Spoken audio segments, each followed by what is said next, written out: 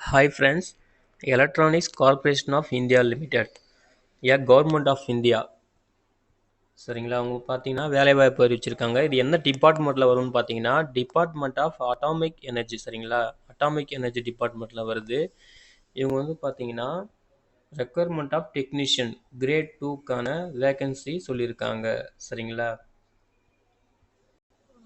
எப்படின்னா இந்த following trade தான். சரிங்களா, டெக்னீஷியன் கிரேட் 2 அப்படி இல்லைன்னா ஒர்க்கிங் குரூப் WG கிரேட் 3ன்னு சொல்லுவாங்க. சரிங்களா, ஒர்க்கிங் குரூப் 3, அதாவது டிஃப்ரெண்ட் ட்ரேட்னு ஒன்றும் இல்லை, டிஃப்ரெண்ட் குவாலிஃபிகேஷன் தான். சரிங்களா, த ஃபாலோவிங் இந்த டேபிளில் சொல்லியிருக்காங்க பார்த்தீங்களா, இந்த ட்ரேடுக்கு தான் அவங்க வந்து இப்போ வேகன்சி ரெக்வயர் பண்ணுறாங்க. பே ஸ்கேல் பார்த்தீங்கன்னா எல்லா ட்ரேடுக்குமே 20,480 ரூபாய். சரிங்களா, அதுக்கப்புறம் ஆனுவல் இன்க்ரிமெண்ட் இருக்குது, 3% ஆஃப் ஆனுவல் இன்க்ரிமெண்ட் அப்படின்னு சொல்லியிருக்காங்க. என்னென்ன போஸ்ட்டுன்னு பாருங்கள்.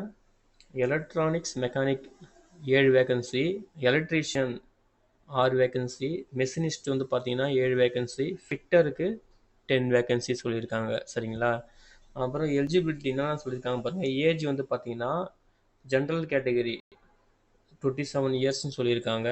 ஓகேங்களா, அதுக்கப்புறம் அதர் கேட்டகரி வந்து பார்த்தீங்கன்னா மேக்ஸிமம் 40 இயர்ஸ் வரைக்கும் அப்ளிகேபிள் ஆகலாம் அப்படின்றத சொல்கிறாங்க. சரிங்களா, நெக்ஸ்ட்டு குவாலிஃபிகேஷன் வந்து பார்த்தீங்கன்னா அதாவது 10th முடிச்சிருக்கணும். சரிங்களா, 10th முடிச்சிருக்கணும் ப்ளஸ் ஐடிஐ வந்து படிச்சிருக்கணும். சரிங்களா, அப்படி இல்லைன்னா 10th முடிச்சுட்டு அப்ரெண்டிஸ்ஷிப் முடிச்சிருக்கணும். சரிங்களா, 10th முடிச்சுட்டு அப்ரெண்டிஸ்ஷிப் முடிச்சிருக்கணும் அப்படின்னு சொல்கிறாங்க. அப்படி இல்லைன்னா 10th முடிச்சுட்டு இங்கே பாருங்கள் 10th இல்லை ஐடிஐ முடிச்சுட்டு 1 இயர் எக்ஸ்பீரியன்ஸ் வந்து இருக்கணும் அப்படின்றத தெளிவாக சொல்லியிருக்காங்க. ஓகேங்களா, இதை நல்லா நோட் பண்ணிக்கோங்க. ஸோ குவாலிஃபிகேஷன் என்ன, 10th ப்ளஸ் ஐடிஐ, அதுக்கப்புறம் பார்த்தீங்கன்னா இல்லைன்னா அப்ரெண்டிஸ்ஷிப்பு, அப்புறம் அப்படி இல்லைன்னா 1 இயர் எக்ஸ்பீரியன்ஸு. அப்போ கண்டிப்பாக 10th ப்ளஸ் ஐடிஐ இருக்கணும் அப்படின்றத தெளிவாக சொல்கிறாங்க. சரிங்களா, அவங்க என்ன இந்த குவாலிஃபிகேஷன் கேட்குறாங்களோ இந்த ட்ரேடுக்கு நீங்கள் என்ன பண்ணணும், 10th ப்ளஸ் ஐடிஐ முடிச்சிருக்கணும், எக்ஸ்பீரியன்ஸ் இருக்கணும், இல்லை அப்ரெண்டிஸ்ஷிப் இருக்கணும் அப்படின்னு சொல்லிட்டு கிளியராக சொல்லியிருக்காங்க. அப்புறம் வேறு முக்கியமான விஷயம் பார்க்கலாம். இங்கே சொல்லியிருக்காங்க பாருங்கள், பே ஸ்கேல் வந்து 20,480 ரூபா பர் மந்த். சரிங்களா, ஒரு மாதத்துக்கு இவ்வளோ சேலரி 20,480. ஆனுவல் இன்க்ரிமெண்ட் பார்த்தோன்னா 3% அப்படின்னு சொல்லியிருக்காங்க. அது இல்லாமல் இந்த போஸ்டிங் நீங்கள் செலக்ட் ஆகிட்டிங்கன்னா உங்களுக்கு பிஎஃப்பு, அப்புறம் கிராஜுவிட்டி, மெடிக்கல் பெனிஃபிட்ஸு, லீவ் அதெல்லாம் சொல்லிட்டு அப்ளிகேபிள் ஆகும் அப்படின்றத தெளிவாக சொல்கிறாங்க. அதுக்கப்புறம் இந்த போஸ்ட் 30 போஸ்ட் சொல்லியிருக்காங்க பார்த்தீங்களா, அது கேஸ்ட் வைஸ் வந்து பிரித்து சொல்லியிருக்காங்க பாருங்க. ஜென்ரல் கேட்டகரிக்கு 3, எக்கனாமிக் வந்து பார்த்தீங்கன்னா 3, ஓபிசிக்கு 9, எஸ்டிக்கு 1, எஸ்சிக்கு 1ன்னு சொல்லிட்டு கேஸ்ட் வைஸ் சொல்லியிருக்காங்க. இதையும் நோட் பண்ணிக்கோங்க. சரிங்களா, அதான் ஏஜ் ரிலாக்ஸேஷன் சொல்லியிருக்காங்க, அதை செக் பண்ணிக்கோங்க. அதுக்கப்புறம் மோட் ஆஃப் செலெக்ஷன் பார்த்தீங்கன்னா 2 ஃபேஸஸாக இது பண்ணுறாங்க, அதாவது 2 ஸ்டேஜ். சரிங்களா, ஒன்று வந்து பார்த்தீங்கன்னா ரிட்டன் டெஸ்ட்டு, இன்னொன்று பார்த்தீங்கன்னா ட்ரேட் டெஸ்ட்டுன்னு சொல்லிட்டு சொல்கிறாங்க. ஓகேங்களா, அதே போல் வெயிட்டேஜ்னா இந்த மினிமம் குவாலிஃபையிங் மார்க்குன்னு சொல்லுவோம்ல, அது வந்து பார்த்தீங்கன்னா இது வந்து பார்த்தீங்கன்னா வெயிட்டேஜ் தான். அதாவது ரிட்டன் டெஸ்ட்டுக்கு வந்து பார்த்தீங்கன்னா இப்போ 100 மார்க்னா வச்சுக்கோங்களேன், ரிட்டன் டெஸ்ட்டுக்கு மட்டும் 85. சரிங்களா, அப்படின்ற மாதிரி வெயிட்டேஜ் இருக்கும். இப்போ 100க்கு ரிட்டனுக்கு மட்டும் 85, ட்ரேட் டெஸ்ட்டுக்கு வந்து பார்த்தீங்கன்னா 15 அப்படின்னு சொல்லிட்டு வெயிட்டேஜ் பிரிக்கிறாங்க. ஓவராலாக நம்ம எவ்வளோ மார்க் எடுக்கணும், 60% வந்து மார்க் எடுக்கணும், அப்போ தான் செலக்ட் பண்ணுவாங்க அப்படின்னு சொல்லியிருக்காங்க. சரிங்களா, அதாவது அவுட் ஆஃப் 100க்கு 60 எடுக்கிற மாதிரி இருக்கும், அதான் 60% அப்படின்னு சொல்லியிருக்காங்க. ஓகேங்களா, இங்கே பாருங்கள், ரிட்டன் டெஸ்ட்டுக்கு 85 வெயிட்டேஜ், ட்ரேட் டெஸ்ட்டுக்கு 15 அப்படின்ற ரேஷியோவில் தான் இருக்கும். ஓவராலாக 60% நம்ம செலக்ட் ஆகிறதுக்கான மார்க் வந்து எடுத்துருக்கணும். சரிங்களா, ரிட்டன் டெஸ்ட்னா இதுதான். அதாவது இன்னும் வந்து அந்த சிலபஸ் வந்து இங்கே மென்ஷன் பண்ணலை. சரிங்களா, ஆனால் எக்ஸாம் சிட்டிஸ் மட்டும் சொல்லியிருக்காங்க. எங்கெங்கன்னு பாருங்கள், சென்னை, நமக்கு தமிழ்நாட்டில் சென்னை. சரிங்களா, கர்நாடகாவில் பெங்களூரு, ஹைதராபாத்து, மும்பை, டெல்லி, கொல்கத்தான்னு சொல்லிட்டு ஒரு 6 பிளேஸ் வந்து சூஸ் பண்ணியிருக்காங்க. சரிங்களா, இதான் ரிட்டன் டெஸ்ட்டுக்கான டீட்டெயில்ஸு. ஓகேங்களா, அதே போல் கொஷின் பேப்பர் வந்து பார்த்தீங்கன்னா இங்கிலீஷு ஹிந்தியில் இருக்கும் அப்படின்னு சொல்லிட்டு சொல்கிறாங்க. மல்டிபிள் சாய்ஸ் கொஷின் தான் இருக்கும். அதேமாரி ஒரு ராங் ஆன்சருக்கு வந்து பார்த்தீங்கன்னா 0.25 அதாவது 1/4 அப்படின்ற கணக்கில் வந்து ஒரு ராங் ஆன்சருக்கு நெகட்டிவ் மார்க் இருக்கும் அப்படின்னு சொல்கிறாங்க. ஓகேங்களா. அப்புறம் ஓஎம்ஆர் ஷீட்டில் தான் எக்ஸாம் வந்து மோட் நடக்கும் அப்படின்னு சொல்லியிருக்காங்க.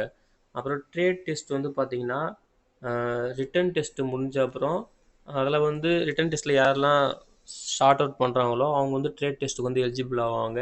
அவங்கள வந்து பர்சனலாக கால் பண்ணுவாங்க. சரிங்களா.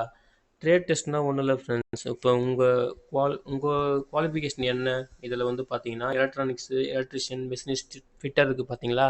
அதில் உங்கள் ஸ்கில்லை வந்து டெஸ்ட் பண்ணுறது தான். உங்கள் ஸ்கில்லு உங்கள் திறமை எப்படி இருக்குது அந்த குவாலிஃபிகேஷனில் அப்படின்னு சொல்லிட்டு அதை டெஸ்ட் பண்ணுறது தான் ட்ரேட் டெஸ்ட்டுன்னு சொல்லுவாங்க. சரிங்களா. வேறு எதுவும் இல்லை.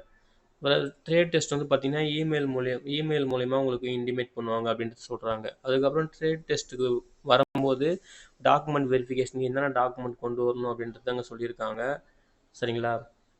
ஆன்லைன் ரிஜிஸ்ட்ரேஷன் அப்ளிகேஷனு, அதுக்கப்புறம் 10th ஐடிஐ இந்த சர்டிஃபிகேட்டு, அப்புறம் national apprentice certificate, experience certificate அப்படின்னு சொல்லிட்டு கேஸ்ட் சர்டிஃபிகேட்டு அப்படின்னு சொல்லிட்டு முக்கியமான டாக்குமெண்ட்லாம் சொல்லியிருக்காங்க. இதையும் செக் பண்ணிக்கிங்க. ஓகேங்களா. இதெல்லாம் வந்து என்ன பண்ணணும், ட்ரேட் டெஸ்ட்டுக்கு போகிறப்போ நீங்கள் எடுத்துகிட்டு போகணும் கையில் வந்து அப்படின்னு சொல்லியிருக்காங்க. அப்புறம் ஜென்ரல் கண்டிஷன்ன்றது இதில் பார்த்தீங்கன்னா முக்கியமாக எக்ஸாம் ஃபீஸு தான். எக்ஸாம் ஃபீஸ் வந்து பார்த்தீங்கன்னா 750. சரிங்களா. இது வந்து பார்த்தீங்கன்னா ஜென்ரல் கேட்டகரி ஓபிசி அப்புறம் எக்கனாமிக் வீக் அவங்களுக்குலாம் வந்து பார்த்தீங்கன்னா 750 ரூபா. இது ரீஃபண்டபுள்லாம் கிடையாது. அப்புறம் அதர் கேஸ்ட்டு அவங்களுக்குலாம் வந்து பார்த்தீங்கன்னா எக்ஸாம் ஃபீஸ் வந்து கிடையாது அப்படின்னு சொல்லிட்டு கிளியராக சொல்லிட்டாங்க. சரிங்களா. இதையும் நோட் பண்ணிக்கோங்க. அதுக்கப்புறம் வந்து பார்த்தீங்கன்னா அப்ளிகேஷன் வந்து எப்படி அப்ளை பண்ணணுன்றது அங்கே சொல்லியிருக்காங்க. கம்ப்ளீட்டாக வந்து ஆன்லைன் மோடு தான். இன்டர்னல் எம்ப்ளாயீஸும் வந்து பார்த்தீங்கன்னா அப்ளை பண்ணலாம். அவங்களும் ஆன்லைன் மோடில் தான் அப்ளை பண்ணணும் அப்படின்றத கிளியராக சொல்கிறாங்க. சரிங்களா. அதுக்கப்புறம் 23 போன மாதம் 23 அப்ளிகேஷன் ஓப்பன் ஆயிடுச்சு. அதேமாதிரி ஏப்ரல் மாதம் 13 வரைக்கும் அப்ளை பண்ணிக்கலாம் அப்படின்றத கிளியராக சொல்லியிருக்காங்க. சரிங்களா. அப்புறம் வேறு என்ன சொல்கிறாங்கன்னு பார்த்தீங்கன்னா முக்கியமான விஷயம் அப்ளிகேஷன் ஃபீஸு அது வந்து பார்த்தீங்கன்னா ஆன்லைன் மோட் தான். நமக்கு எல்லாம் தெரிஞ்சது தான். பொதுவாக சொல்லியிருக்காங்க ஆன்லைன் மோடில் தான் பே பண்ணணும் அப்படின்னு சொல்லிட்டு. சரிங்களா. அப்புறம் முக்கியமான விஷயம் பார்த்தீங்கன்னா இந்த டேட் தான். மார்ச் 23 அப்ளிகேஷன் ஓப்பன் ஆயிடுச்சு. அடுத்த மாதம் ஏப்ரல் 13 வரைக்கும் அப்ளிகேஷன் ஓப்பனில் இருக்கும். சரிங்களா. ரிட்டன் டெஸ்ட்டுக்கான டேட்டும் இன்னும் சொல்லலை. அதை வந்து லேட்டராக சொல்லுவோம் அப்படின்றது சொல்லியிருக்காங்க. சரிங்களா. அதே போல் ட்ரேட் டெஸ்ட்டுக்கும் வந்து பார்த்தீங்கன்னா லேட்டராக வந்து கம்யூனிகேட் பண்ணுவோம். மெயில் மூலியமாவோ இல்லை வெப்சைட்லேயே வந்து கம்யூனிகேட் பண்ணுவோம் அப்படின்ட்டு கிளியராக சொல்லியிருக்காங்க. அதுக்கப்புறம் வேறு எதுனா இங்கே பாருங்கள், இது வந்து பியூராக மெரிட் பேசிஸ் தான். இதில் வந்து வேறு எந்த ஜாப் ஸ்கேமும் கிடையாது. மெரிட் பேசிஸ் தான் வந்து ஜாப் கொடுப்போம் அப்படின்றத கிளியராக சொல்லியிருக்காங்க. அப்படின்னு நீங்கள் என்ன பண்ணணும், கரெக்டாக வெப்சைட்டை செக் பண்ணணும், இதையே ஃபாலோ பண்ணணும் அப்படின்றத கிளியராக சொல்கிறாங்க. சரிங்களா. வேறு யார் பேச்சையும் நம்பக்கூடாது அப்படின்றத சொல்லியிருக்காங்க. ஓகேங்களா ஃப்ரெண்ட்ஸ். அவ்வளோதான். அதே போல் இது எக்ஸாம் சிலபஸ் இங்கே எதுவும் சொல்லலை. மோஸ்ட்லி வந்து பார்த்தீங்கன்னா இது 10th + ஐடின்றதால ரிட்டன் டெஸ்ட் வந்து பார்த்தீங்கன்னா 10th ஸ்டாண்டர்ட் பேசிக்ஸில் பொதுவாக என்ன கேட்பாங்க, ஜென்ரல் நாலேஜ், ஜென்ரல் ஸ்டடீஸ் அந்த மாதிரி தான் சிலபஸ் இருக்கும். சரிங்களா. 10th ஸ்டாண்டர்டில் அது அந்த தரத்தில் தான் இருக்கும். 10வது தரத்தில் தான் இருக்கும். ஓகேங்களா. ஸோ இவ்வளோ தான் ஃப்ரெண்ட்ஸ். நீங்கள் வந்து கரெக்டாக அதை ஒரு டைம் செக் பண்ணிவிட்டுங்க. நீங்கள் எந்த குவாலிஃபிகேஷனில் வருவீங்களோ, உங்களுக்கு எத்தனை வேகன்சி, அதே போல் கேஸ்ட் வைஸ் எத்தனை வேகன்சி இருக்குதுன்னு கிளியராக செக் பண்ணிவிட்டு நீங்கள் என்ன பண்ணுறீங்க, கரெக்டாக அந்த வெப்சைட்டில் போய்ட்டு அப்ளை பண்ணுங்கள். சரிங்களா. இந்த நோட்டிஃபிகேஷனுக்கான லிங்க்கையும் அதுக்கப்புறம் இந்த வெப்சைட் அதாவது அப்ளை பண்ணுறதுக்கான லிங்க்கையும் நான் உங்களுக்கு இந்த வீடியோவில் டிஸ்கிரிப்ஷனில் தரேன். நீங்கள் பாருங்கள். சரிங்களா. கரெக்டாக எலிஜிபிலிட்டிலாம் செக் பண்ணிவிட்டு அப்ளை பண்ணுங்கள். Okay friends. இந்த வீடியோ பிடிச்சிருந்தால் லைக் பண்ணுங்கள். உங்கள் ஃப்ரெண்ட்ஸுக்கும் ஷேர் பண்ணுங்கள். தேங்க்யூ.